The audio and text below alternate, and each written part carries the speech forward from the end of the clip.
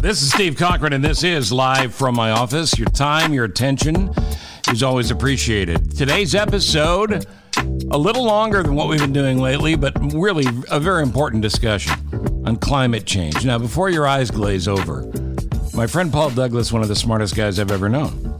He's also very entertaining, very funny, very inappropriate at times, and I'm talking to him about that.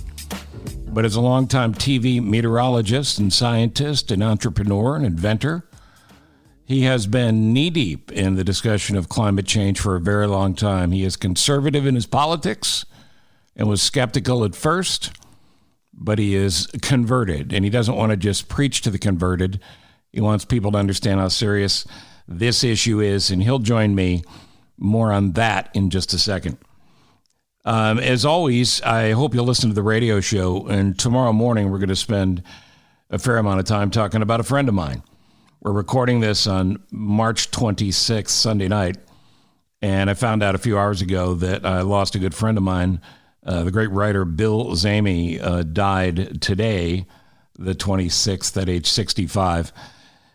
He was the czar of pop culture. I named him that a long time ago because he had connective tissue and his incredible, unique, one-of-a-kind literary style that he chronicled, in particular late night, which I shared a passion with him about. Late night and the late night hosts, he got them on a level nobody else did, and they got him. In the last few years of his good health, he became good friends with Jimmy Kimmel. And I know this is tough news for Kimmel as well, because he's a very sensitive guy. As is Bill, and as am I. It's not surprise news. We knew this was coming for a long time. He's been battling stage 4 cancer for about 10 years. And he's gone to a better place. That's my own belief system. And as I said to someone earlier, I believe that he's being greeted, or has been by now, in heaven by Sinatra and Carson and Regis and our mutual friend Laura Caldwell, and many others, because heaven just got even more interesting. It's tough to talk about because, again, he is and will always be a good friend. I'll always miss him. But for those of you who don't instantly recognize the name, he wrote the best book ever about Andy Kaufman called Lost in the Funhouse. The Way You Wear Your Hat, the Frank Sinatra book, I think was his bestseller of all time. He had many bestsellers. But the Sinatra book was loved by Sinatra and the Sinatra family. Hef's Little Black Book was something that he did after living for a period of time at the Playboy Mansion. He did 2 books with the great Regis Philbin, including I'm Only One Man, which are tremendous.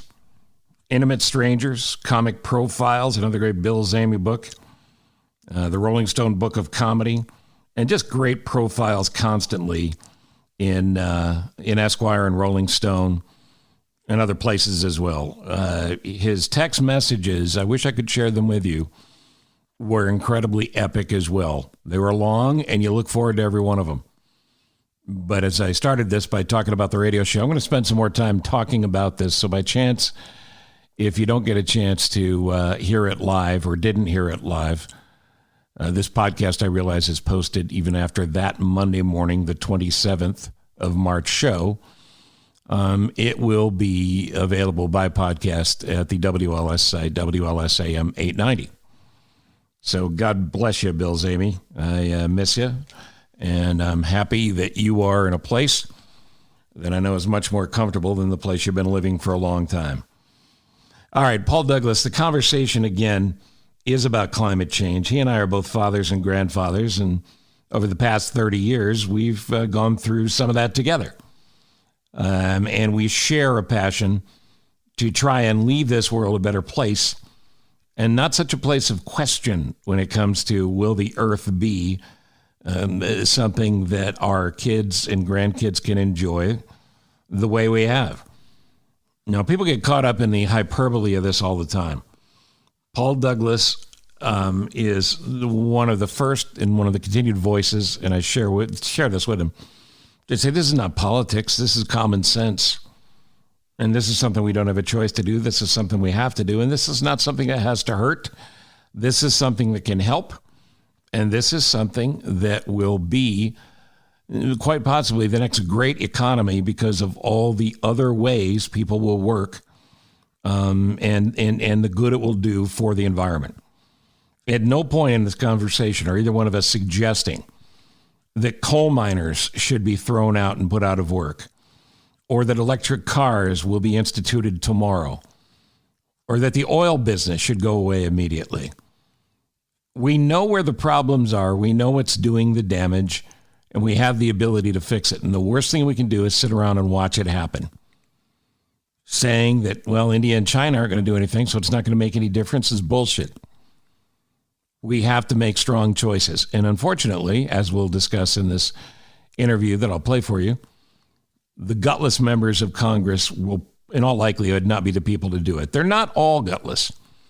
There are many in Congress, not surprisingly, many younger members who share the concern about this and know what's right in front of them and know it has to be done. But your vote is vitally important. I've said it before, I'll say it again, and I'll keep saying it. Yes, our system is broken, but it's the system that we have, and it beats every other system. And the strongest thing you can do is exercise your right to vote. Our turnout numbers are embarrassing.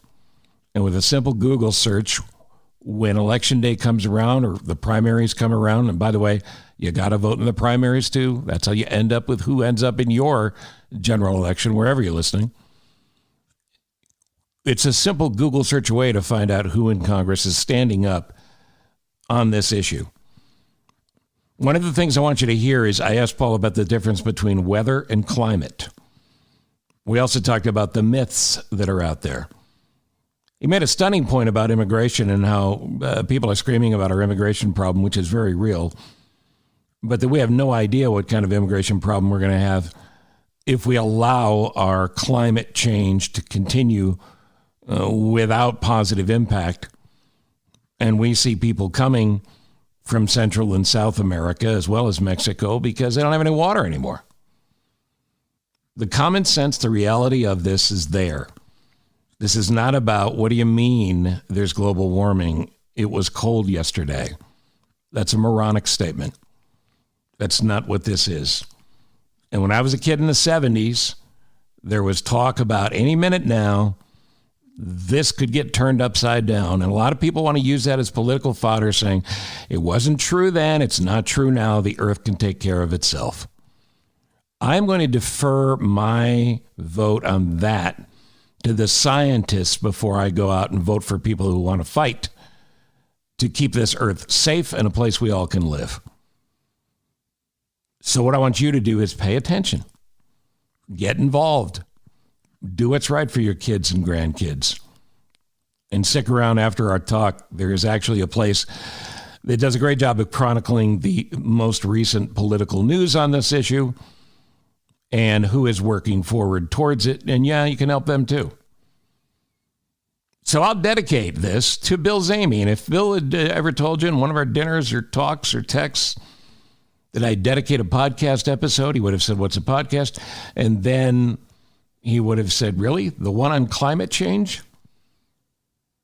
But it's sort of a weekend for deep thought. And I'm thinking a lot about Bill, and I'm thinking a lot about what we can do. And there's a lot. So I hope you'll listen to this. I hope you'll share it with folks that are close to you. And I certainly hope you'll use it to educate yourself on things you can teach your kids. As Paul Douglas joins us, and listen to the radio every morning between 5:30 and 9 on the Big 890 WLS, wherever you are. You can stream it or you can hear it live in the Midwest and certainly in Chicago. And I hope you will. Paul Douglas, the author of Caring for Creation, The Kid's Guide to Saving the Planet as well, and a couple of other books and a lot of great words on how we save the earth. That light topic. Hear it now on Live from My Office.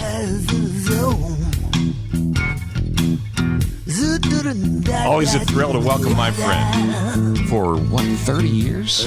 Man, is he old. It's Paul Douglas, a scientist, a broadcaster, a podcaster, a voiceover artist, an actress, a of high regard. What was that out loud? One of the smartest, funniest, and really best guys I know. It's Paul Douglas. Hello, buddy. Hey, Steve-O. Great to be on with you, man. Always is. You always make me laugh, and sometimes you make me think, but mostly you make me laugh. It's funny that when you laugh, you point at me. I know you've only got a picture of me. You're in Minneapolis. You only have a picture of me there to point at, but I know you're doing it right now. I am. Yeah. So let's give people a little background to give us both street cred on this topic we're about to talk about. And don't leave a single thing out. You started as a small boy. You were born through a normal... No, let's not go back that far. Yeah. You, and you're a modest guy. You won't admit to any of this, but you're a nationally renowned meteorological expert. You became a meteorologist, if you like, after leaving Penn State, and landed eventually in Minneapolis and did how many years at KARE, Care there? Care 11 was 11 years.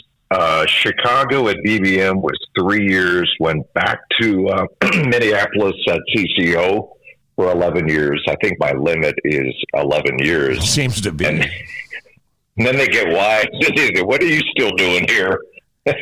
and you've also invented and come up with several different weather platforms, weather predicting tools, graphics and toys for the weathermen to play with so that we become better informed. You know from the clouds, you hold patents. I mean, you're a legitimate scientist. And I tell this story all the time, but I vividly remember you and I sitting in Chicago having a breakfast at the Marriott across the street of what was then the Tribune Tower, as it should have been. And you had a phone and I had a phone. This would have been mid to late 90s. And you said, you got to understand something, my friend. Everything's going to be on this. Everything is going to come from here. And I'm sad to admit you were right. Yeah. Me too. You just nailed it. Put the phone down. Hey, I enjoy media. I love talking about the weather, but I never trusted the media, and I still don't. It's a little like being the NBA or the NFL. You can have a few good years, and then you're out. So I wanted to have a safety net, a plan B. And starting in college, I had a business on the side, and that just continued. And I've started 7 companies. I've sold 3 in the last 25 years. And again, surrounding myself with people way smarter than I am, which isn't hard to do, by the way. I'm sort of the vision guy. I'm the sales guy. You know, you got to convince your core team that you can actually do this and that there's a need for this and that you'll be successful. So I'm the cheerleader in chief. But yeah, putting Doppler radar on cell phones, 3-dimensional weather, the stuff that Spielberg used in Jurassic Park and Twister, that helped us out a lot. Just getting a bit role in the movie Twister. Yeah, and by the way, don't lose the fact that the public needs to know that Spielberg never paid you. He did. To this day, as God is my witness, we spent hundreds of hours on these special effects for Jurassic Park, and at one point we tried to submit an invoice to Amblin Entertainment, Spielberg's company, and they called us back and they said, "Oh, we're not going to pay that." I go, "What?" I said, this is good faith. We've been working on these special effects, trying to do everything that Steve wanted us to do. "Oh, we're still not going to pay you." I go, "Well, I didn't realize you guys are a nonprofit. Are you a charity?" This is news to me. And they go, "No, here's what Steve will allow you to do. You can send out a press release with Steve Spielberg's name and your name, and that will be enough." And at the time, I was just floored and flabbergasted and disappointed. But you know what? We did that, and they were right. It worked. It was enough. But having said that, a legitimate piece of business was not compensated for. I didn't know Spielberg or Amblin, and who knows if Spielberg ever knew about it, obviously. But that's true. I don't know that. I didn't know Amblin was like that. I know that from Michael Jordan stories and other people that go, and obviously the Trump nonsense through the years. We don't pay. Right. No, you should pay. But Hollywood has a special way of doing those things. But you've also written multiple books, and one of which centers on what we're going to talk about here, and that's climate change, and also about how there is a reason to embrace it that goes to the economy, the greater economy, and all the jobs that could be created. But give me the title of the books you've written, including one for kids, too.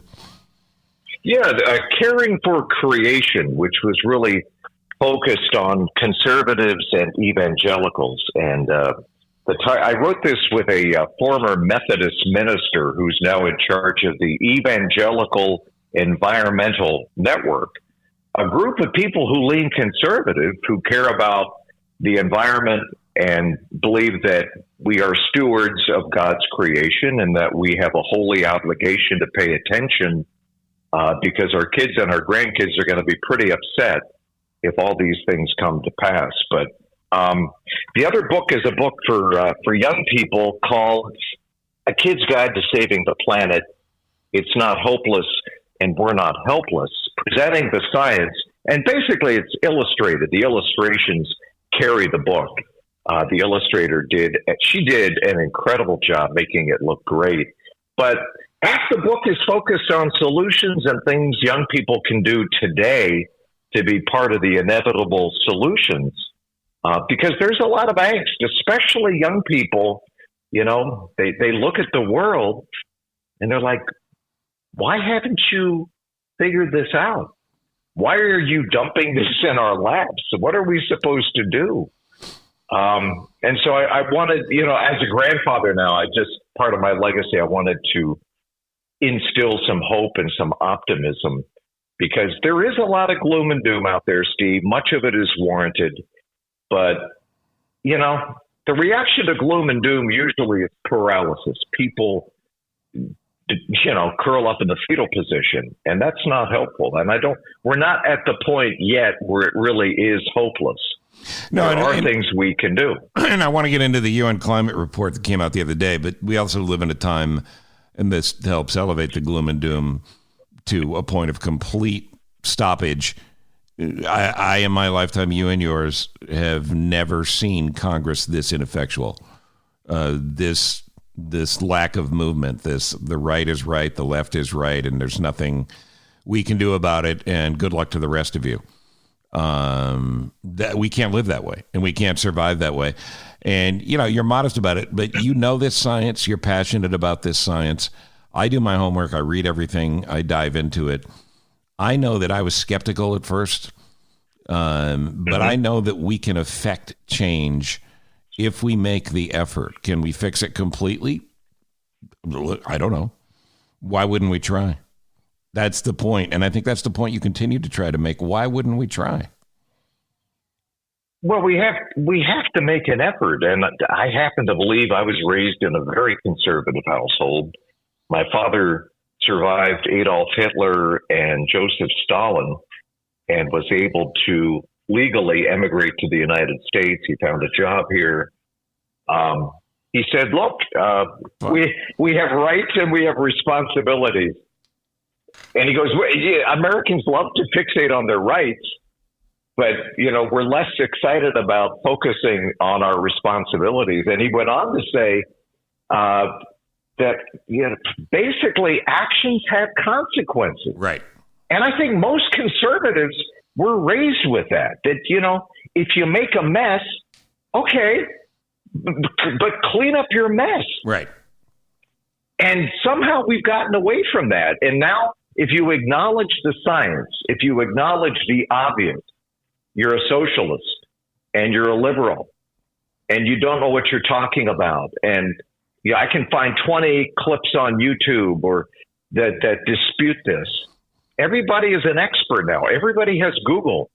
And I'm like, I'm a meteorologist, but I've been tracking what thousands of climate scientists have been saying for 30, 40 years. And all the stuff they were predicting a generation ago has come true, and then some. Like, how much more evidence do you need? Yeah, and so I shake my head and your fist. But you hit on the core problem we have here: the death of experts, the doubting of those who went to medical school or those who our scientists of the highest order, meteorologists, everybody who knows more than you. I said, look, if you're a welder, you know more about welding than I do. I can't go to my Facebook feed and go, hey, you're a bad welder because Bob down the street forwarded me an article on welding. I now know more than you do. It's insane and it's childish. And what you said before matters. We're supposed to protect our kids and our grandkids, and we're doing a really shitty job of it. If we ignore this in the way we've ignored it to win some stupid political fight that only you are fighting. So we're not going to get to those who just want to fight. But I know there's people out there. There's the vast middle in this country who really may have doubts. They may be cynical. They may be where you were and I were initially. But they're willing to listen. Those are the people who can be converted to understand that there are things we can do. And by the way, what are people afraid of about what we can do? We're not talking about anything but trying to make it better. So take the politics out of it and talk about what's really going on. So let me hit you with the UN climate deal that came out the other day. Of what you saw, what you experienced, what you read, what you absorbed, what's in there that really is relevant right now? All of it? Yeah, absolutely. And by the way, I want to just comment before I get to that question and the latest IPCC report. I want to react to something you just said, Steve, because it's critical. I think people may spout nonsense and, shrug and say, well, there's not enough evidence and I remain unconvinced. I think one of the things I've heard over the years is, Paul, if what you're saying is true, the planet is warming and extreme weather. Look, we've always had extreme weather since the dawn of time. But if the weather is in fact getting more extreme and the sea level is rising and we're losing our ice, and this is affecting species all around the planet, the only possible solution is more government. And so they just refuse to go there. Mm-hmm. That is anathema. There's no way. I can't support more government. I'm drowning in taxes as it is. I'm just basically making ends meet. And you're telling me that the planet is warming? So that's, I think, the reaction a lot of people have. It's much easier to dispute it, to deny it, to cherry pick information and say, well, look, we just had a cold front on. I'm cold today. The planet can't possibly be warming. It's much easier to deny it. I smoked cigarettes, in my 20s, and I wanted to just kind of ignore the fact that it might be bad for me. And there was a growing amount of evidence from the Surgeon General stating that, yeah, there's a link between smoking cigarettes and lung cancer. And there came a certain point where I saw a critical mass of information where I thought, okay, yeah, this is definitely bad for me. I want to live a long life. I want to see my grandkids. Maybe I should stop smoking. But the tobacco industry, the merchants of doubt, had a lot of disinformation out there. Right. Which made it easy to kind of stay on the fence and say, yeah, I'm not so sure. Look, the doctors, there are even doctors endorsing smoking Camel cigarettes back in the 1960s and 70s. So maybe they're making too big a deal out of this. And I think the oil cartel, the fossil fuel companies, learned something from the tobacco companies that, hey, if we just put a little doubt, misinformation, disinformation out there, we can delay the day of reckoning. We can kick the can down the road. And by the way, we can make trillions of dollars in the interim until there is a true reckoning. That's kind of where we are right now. And they've done a masterful job. Don't you think, too, that there's something to the feeling or the time we live in that no matter what mistakes you make now, and this is not all a bad thing, but it's bad in this example, that we can excuse it all away.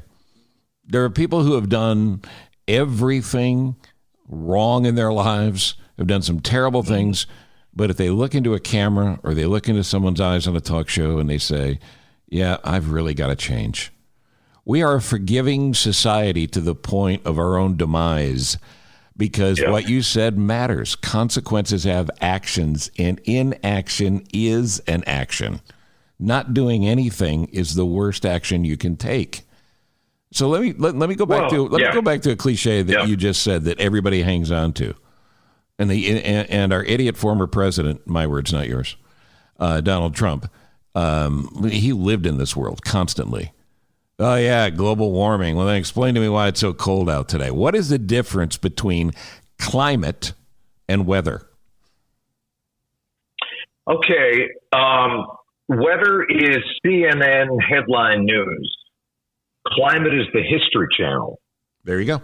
We are wired to experience the weather. We look out the window, we make assumptions. Okay, it's cloudy where I am, it must be cloudy everywhere. Weather is a snapshot, a single frame of a 2-hour movie. And so the climate scientists step back and they look at the movie. They don't just grab one frame. And they look at the movie for the entire planet. And they say, what is natural variability? Of course the weather changes. It's always changed. We've always had floods and droughts. But are they really getting worse? Are the heat waves getting worse? Are the wildfires getting bigger, lasting longer? That's what the climate scientists do and have been doing for a long time.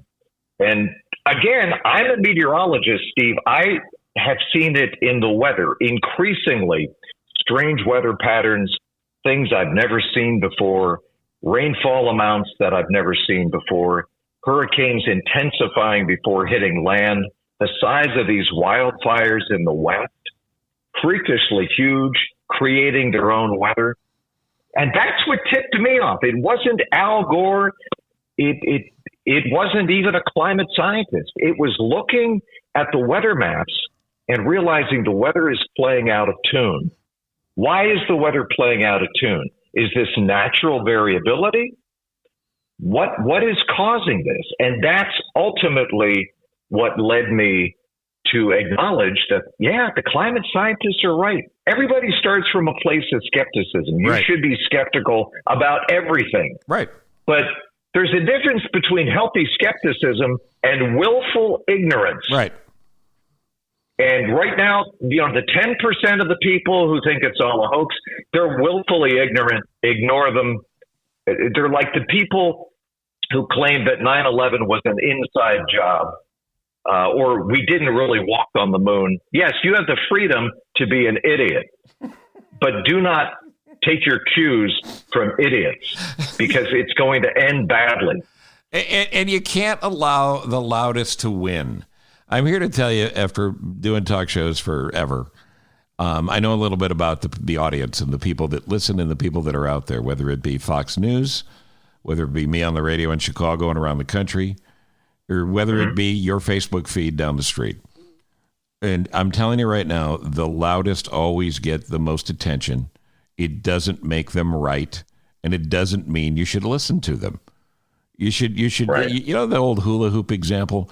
This comes from an AA meeting. A guy goes to AA reluctantly. A friend brings him in. It's time. They go in and they take on a community project, and it's to clean up the nice old lady next door's garage. So it's a hot summer day, and they go in, and he's bitching about how hot it is, and man, he could use a drink, and this sucks, and this is terrible. There's a hula hoop on the wall, and the sponsor takes the hula hoop, he throws it down on the garage floor, right at the mouth of the garage, and says, stand in the middle of it. He goes, what are you talking about? He goes, stand in the middle of it. He stands in the middle of it. He said, spin around one time. Just turn around in a circle one time. He said, everything you can see from here, that's what you're concerned with. And it starts with you. It's not anybody else's fault. It's not anybody else's that somebody did this to you or did that to you. Fix what you can see and what you're experiencing right now. And it goes directly to this argument. Be concerned about your house, your family, your school, your block. Mm-hmm. Take care of that first. Get out of your giant world vision of what's wrong with everybody and actually make a positive change. That's all you can do. I mean, one person at a time. We're not going to fix this by just sitting around watching it happen. And you know these crazy weather patterns are true. We've seen the damage and destruction it's done. We owe it to our kids and our grandkids to at least try to make a change. Well said. Yeah. And I'm sorry, recycling is not going to cut it.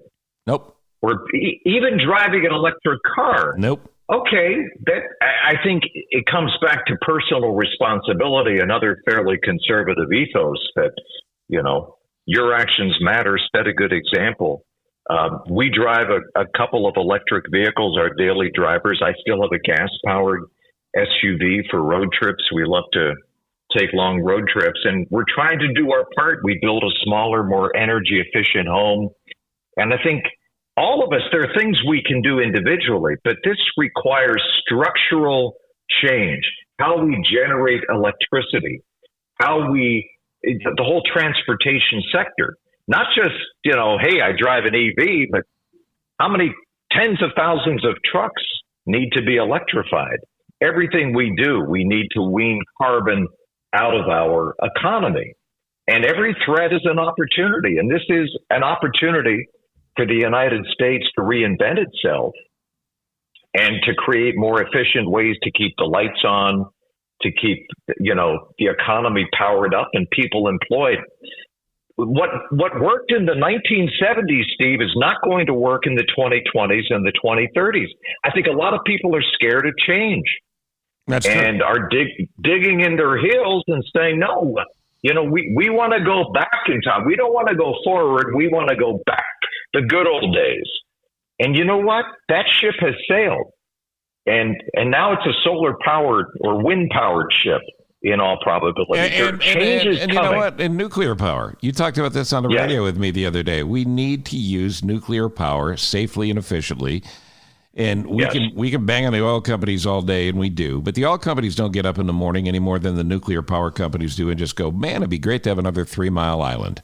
Man, it would be great to have another Valdez problem in Alaska. Yeah. Mistakes are made. It's a dangerous business, but nuclear power is an incredibly, incredibly statistically proven safe way to generate electricity. You can't have it both ways. You can't bitch about how you want cheaper power, how you want to save the earth, but boy, you sure don't want a nuclear power plant anywhere near you. Well, that's true, and we need the baseline power, right? And right now, most of that baseline power is provided by natural gas. Right? Yeah. If the sun doesn't shine, if the wind doesn't blow, you're hosed. So you better have other options.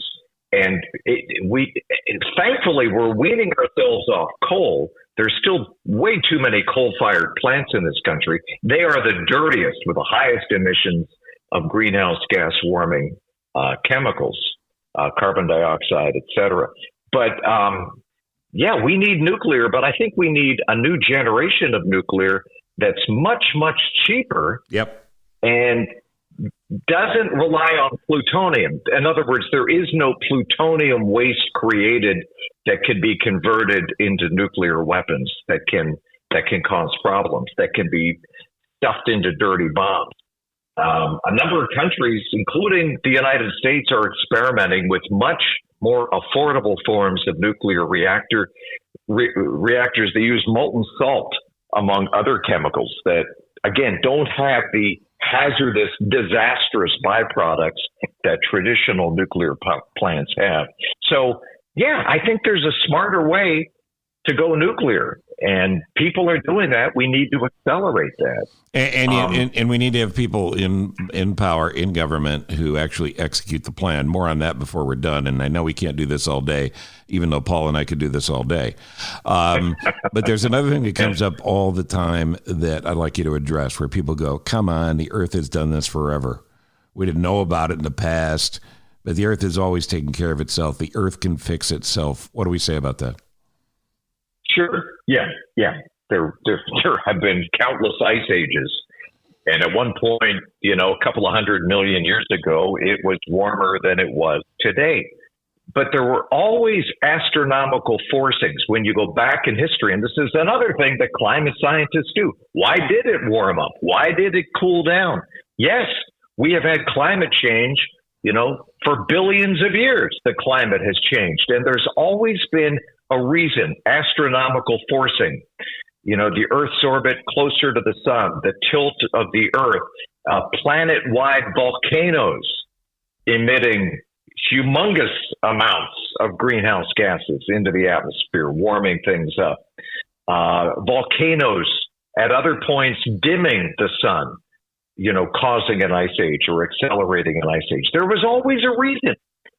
And all you can do now is step back and say, look, CO2 has doubled since the mid-1800s, most of that since 1970. And during that time, temperatures have warmed, globally about 2.5 degrees, 2.5 degrees, much more than that over the northern hemisphere, over the northern latitudes, near the poles. But what changed? Well, what changed is we've doubled the amount of CO2. It is either the mother of all coincidences or there's a link. And, it's pretty straightforward. We've seen this increase in CO2 and methane and other greenhouse gases, and we need those gases to keep the Earth habitable. But too much of a good thing is a bad thing, and that's what we're seeing right now, and it's flavoring all weather now. It's making it rain harder. People don't even realize they live in a flood zone now, many people. It's supersizing our hurricanes and our wildfires and our droughts and our heat waves. And, much of the southern U.S. is going to be a gong show. And the Southwest, look at California. The fact that it's warmer, the atmosphere is warmer, means that it can hold more water vapor. And there's about a 7-10% increase in water vapor. And so, some of the moisture that has clobbered California in the form of snow and rain, some of that is because the atmosphere is warmer and it can hold more water vapor, more fuel for big storms. So we're seeing the symptoms, Steve, and this latest IPCC report basically said we have till the early 2030s to avoid getting over 1.5 Celsius. Everybody's trying to keep it under 1.5 centigrade, which is roughly 2.7 degrees Fahrenheit. That's the temperature of the oceans? Temperature of the atmosphere. The mean temperature of the atmosphere, right. That if we get to 2 degrees Celsius, that's going to be a tipping point where many summers there will be no ice over the North Pole, over the Arctic Ocean, and will kill off all the coral and the heat waves. I mean, you think we have problems now with refugees, illegal immigration? Just wait. People in near the equator in Central America, when they have no water, when it becomes so hot they can't work outside, what are they going to do? They're going to move. I'm more worried about New York and California coming to Chicago. We're full. We don't have you.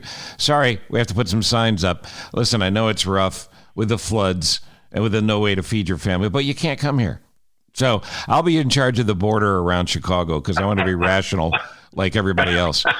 Like you've covered, build a moat. You've covered a lot of what this 2030 fright is. This is not a bunch of scientists getting together just to try to scare you. You know what we know when we know it scientifically. They're telling us. They're saying, knock, knock, dummy. This is really happening. This is really coming. Yeah. So let's get to what do we do about it? What can we do about it in our own homes? You talked about, being smarter, about having a smarter house and doing things that you can do yourselves and teaching your kids to take responsibility to do things as well. So what's a little thing and a medium thing that can be done? I think if you're really serious about this and you're concerned, maybe more concerned for your kids or your grandkids, because this is the world they are inheriting. And at some point, I'm going to say this again, at some point your grandkids will come up to you and say, what did you know when? Yeah. And what did you do? Our grandkids are going to be pissed. I mean, really upset. And they already are. And here's the thing. Eventually, they're going to be voting, and they're going to be voting for politicians who acknowledge reality. I don't think acknowledging reality is a liberal thing. I think most people would say keeping your eyes wide open and seeing the world as it is, not as you want it to be, but as it actually is, a good trait. It's common sense. It's not being a liberal or a conservative. It's having common sense. Right. This is the world we've created. What do we do to turn down the thermostat so that our grandkids can have the same quality of life, the same things that we had? And so there are a lot of things we can do, but I think the most important thing at the top of the list, quite honestly, is to vote, and vote for candidates who acknowledge reality, whether they are Democrats or Republicans. I mean, many Republicans now acknowledge that the climate is changing, and we should be debating not the fact that it is in fact warming up, the atmosphere is warming, the oceans are warming. We shouldn't be debating that. Let's debate the solutions and have conservative solutions as well as more liberal solutions. What is it going to take to have everything we want, the standard of living we all want, great jobs, but turn down the dial on carbon emissions? And what's interesting to me, Steve, is that companies are moving faster than many governments. Yep. Corporations are saying, you know what? We're going to be carbon free by 2030 or by 2040. And even utilities are saying, we're going to be carbon free. Companies, I think a lot of them want to do the right thing. And some of it is altruism. Some of it is they want to attract great people, great employees, young people. And this is at the top of the list for a lot of young people. It may not be at the top of your list, but if you're 20, 25, 30, 35 years old, living in a habitable world where Mother Nature isn't trying to kill me every other day, that seems like a priority to a lot of younger people. And so I think, buying things from companies that are serious about this and not greenwashing, not saying one thing and doing another, I think that's an important thing. When you make purchases, make sure that you are supporting companies that are serious about this and taking action.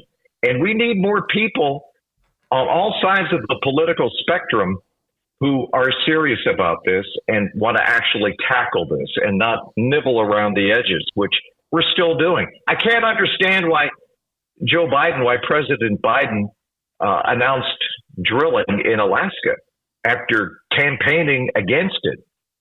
I don't understand that. And here's the thing, fossil fuels got us to where we are today, and we still need fossil fuels today, but we need to find a way to turn down the dial and use fewer fossil fuels. And we need to find ways of carbon sequestration, taking the carbon that's in the air and pumping it back into the ground. In Iceland, they're actually creating something that's stronger than cement by doing just that, taking carbon out of the air, turning it into a rock-like, cement-like structure. So there are new companies, new technologies that are going to be born. And I agree with Sir Richard Branson when he said that battling climate change is the greatest wealth creation machine that's ever been invented. A lot of people are going to get very, very rich coming up with low-carbon solutions in the coming years. So this is a threat. It's an opportunity, and we have a unique opportunity to be on the right side of science and the right side of history. And acknowledging this is a real problem. Doesn't make you a liberal. It makes you literate. And it means that you have your eyes wide open and you prefer science over disinformation on social media. And so that's where I want to be. And I think that's where most Americans want to be. Yeah, I agree with that. I hope so. I agree with that. And the average age of Congress is 271 right now. They're not going to be around to have to deal with all the problems they create through their inaction and bullshit. So it's important for you to step up and vote like never before. And I get it, man. Yep. I preach it every single day. People have never felt more disconnected and apathetic about the process because they don't believe our broken system can be fixed. A, you're right. It is broken. B, you've got to work within the system we have to change the system we have.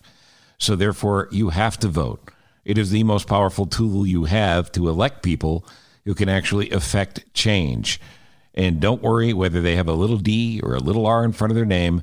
Worry about what's in their heart and their head and what they are really willing to do and the heat they're willing to take for it. These are the people I'm looking for. These are the people I want to know. And those are the people I'll vote for. Yep, exactly. Amen. Well said. I agree with everything you just said, Steve. Well, I want people I want to listen. I'm not here to plug your books. You're incredibly wealthy and you owe me money. But I'm telling you right now, if you want to start as a conservative person in particular, or let's say you got a dad or a mom or somebody that goes, climate change. I don't know what the rhyming would be. Get caring for creation. Get caring for creation. I'm a Christian. Paul's a Christian. We believe in God, and we believe God created this planet so that we could live on it and not destroy it. So caring for creation, I believe, does a brilliant job in laying all that out. The Kid's Guide to Saving the Planet. My 7-year-old granddaughter's at an age where I can start sharing that with her now. I would give it to my 3-year-old grandson, but he would eat it.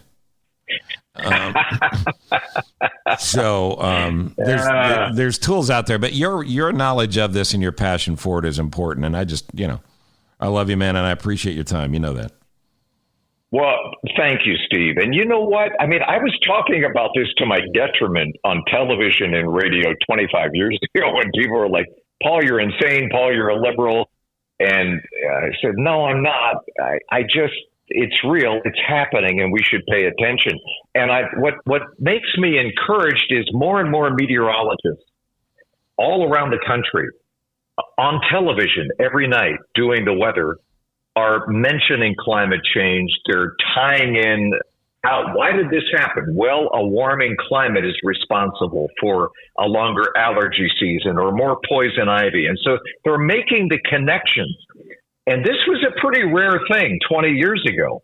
Now, I think most, not all, but most meteorologists who are the local science ambassadors in each city are saying, hey, we should pay attention. And they're connecting the dots. So that gives me hope. That encourages me. And young people encourage me. When I talk to young people, they're not debating whether this is real. They know it's real. They know it's happening. It's like, what can I do? How can I be part of the solution?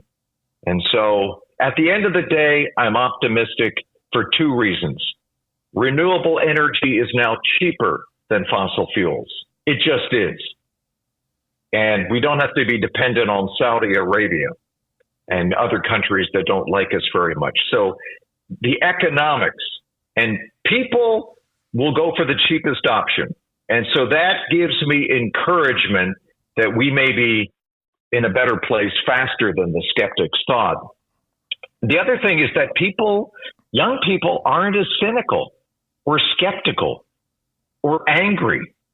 They don't have the long list of grievances that so many of their parents and grandparents had. Young people, their eyes are wide open. They see the world as it is.